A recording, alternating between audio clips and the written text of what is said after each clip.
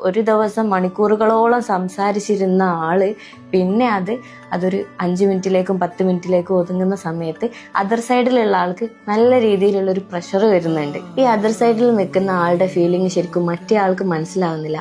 ആളുടെ തിരക്കും കാര്യങ്ങളായിട്ട് മുന്നോട്ട് പോകുന്നു. അതിലിടക്ക് സമയം കിട്ടുന്ന സമയത്ത് ജസ്റ്റ് ഇവരുടെ ഒരു ചേസിങ് കൊണ്ട് തിരിച്ചു വിളിക്കുന്നു, ചൂടാവുന്നു, നിനക്കെന്താ കാര്യം പറഞ്ഞാൽ മനസ്സിലാവില്ലേ എന്നൊക്കെ പറഞ്ഞിട്ട്.